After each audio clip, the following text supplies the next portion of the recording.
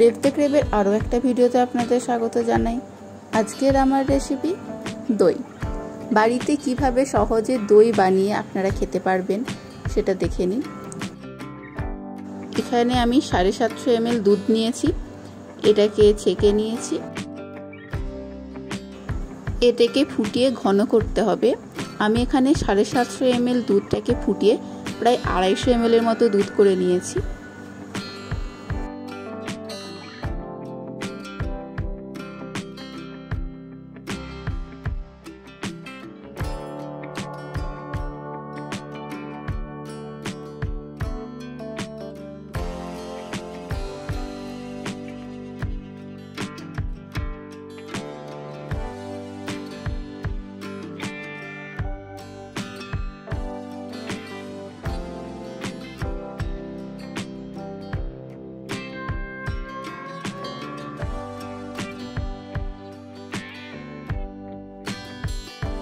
দুধের মধ্যে সর পড়লে সেটাকে তুলবেন না, সেটাকে দুধের মধ্যেই রেখে দেবেন, তাহলে দইটা আরও খেতে ভাল লাগবে এবং দই খাওয়ার সময় মুখে সরের কুটিগুলো পড়লে ভাল লাগবে খেতে।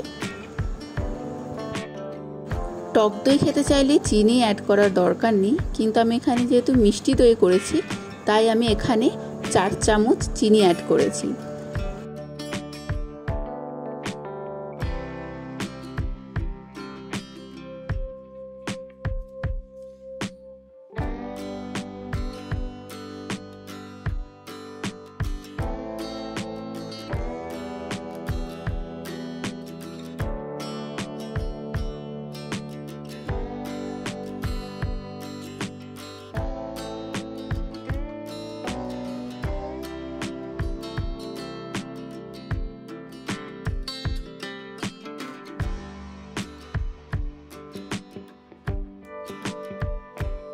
এখানে আমার দুধটা ঘন হয়ে গেছে।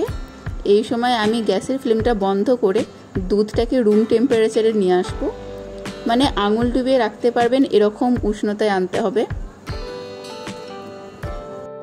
পাথরের বা কাঁচের বাটিতে দই ভালো পাতে, আমি এখানে কাঁচের বাটি ব্যবহার করেছি। এই কাঁচের বাটিতে আমি সমস্ত দুধটা ঢেলে দেব এবং এখানে আমি 1 চামচের মতো দই এখানে মিক্স করে দেবো।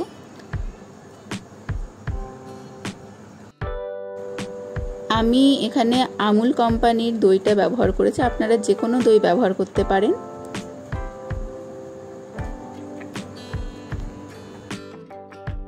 ভালো করে মিক্স করে নিয়ে এটাকে আমি ওভারনাইট রেখে দেব। আমি এখানে একটা থালা চাপা দিয়ে রেখে দিয়েছি।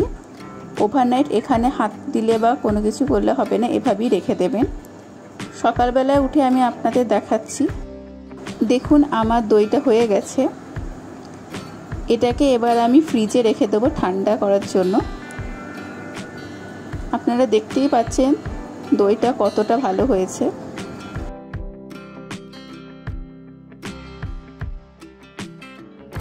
এই ফ্রিজ থেকে বার করে আপনাদের দেখাচ্ছি এটা। দেখুন দইটা কত সুন্দর বসেছে।